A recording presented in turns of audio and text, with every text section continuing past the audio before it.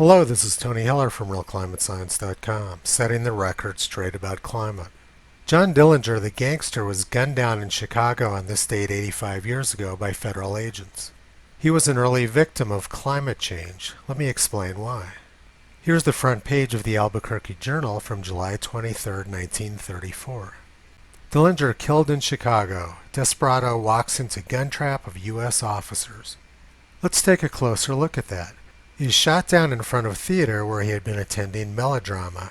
Curious crowd sees the end of Notorious Bad Men in a blaze of gunfire. So why was he in the movie theater that day? Well, the other stories on the page give us a clue.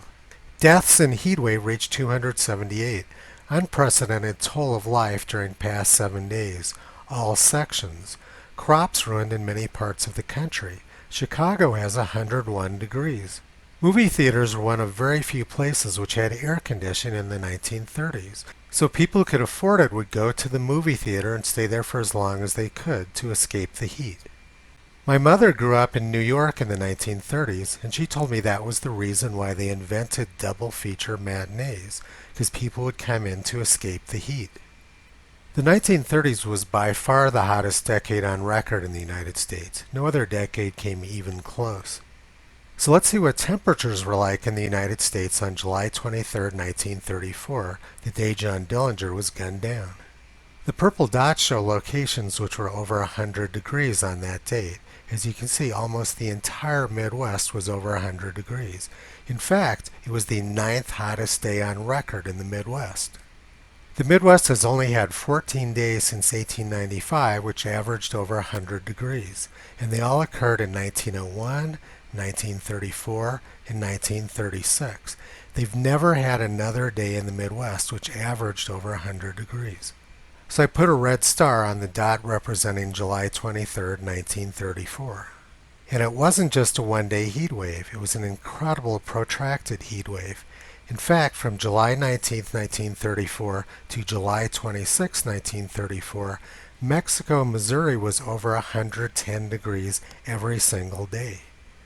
Let's look at those temperatures. July 19th, 112. July 20th, 116.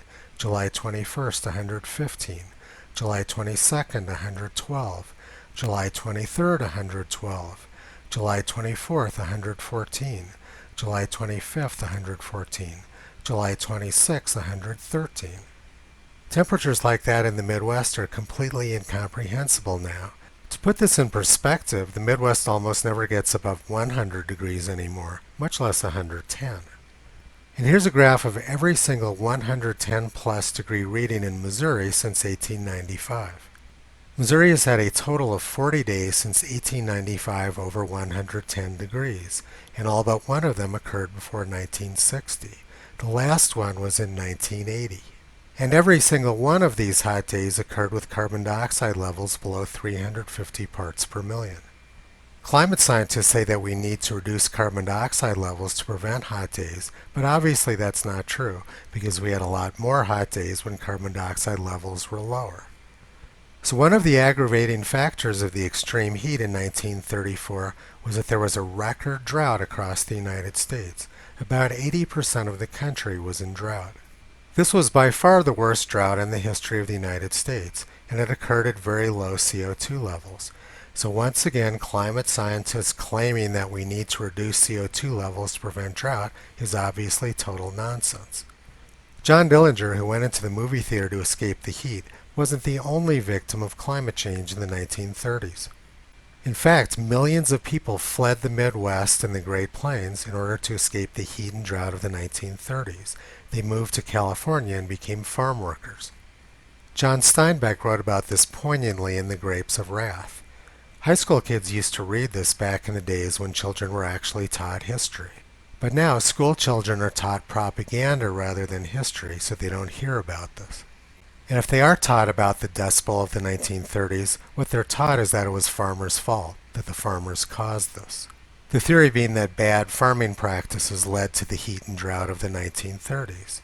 While it's true that farming practices may have aggravated the dust, it certainly wasn't the cause of the Dust Bowl. There was a massive drought around the United States and in fact around the world in 1934. and blaming the victims is really a horrible thing to do. But fairly typical for progressives. They've been blaming the victims for as long as I can remember. Let's see what was going on in other places besides the United States in 1934. CAIRNS Post, February 3, 1934. World heating up. Ice dissolving at poles. Sea level will rise 40 feet. Los Angeles Times, December 30th, 1934. Whole world in freak weather year of 1934. Cold, heat, drought, and flood set new marks. Unprecedented extremes recorded in every corner of the earth. Even climate has changed in spots. Wow, so those farmers in the Oklahoma Panhandle caused worldwide freak weather. Climate alarmists obviously can't blame carbon dioxide for the freak weather of 1934, so instead they blame farmers. So let's see what scientists said in 1934. This is from that same LA Times article. How science accounts for berserk elements. Assigned reasons varied from spots of the sun to concurrences of meteorological cycles.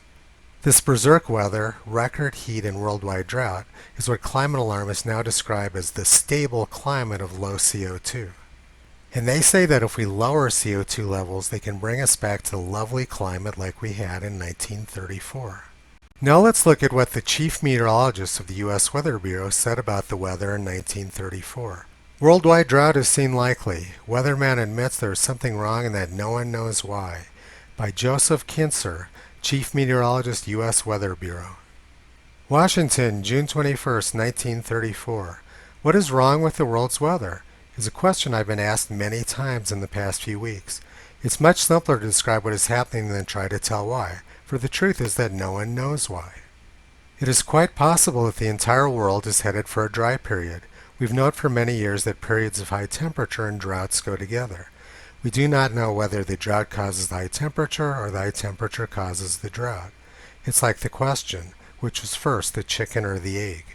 And here's another story from Australia, June 4th, 1934. World drought. Farmers' ruinous losses. Almost universal disaster. Europe revives pagan rites. And that's what England looked like in the summer of 1934. England has just experienced the worst drought for nearly 100 years. Sydney Morning Herald, Friday, January 19, 1934. Heat wave in 3 states. Bushfires in South Australia. Party trapped by flames. Severe dry spell sweeps over country, his longest on record.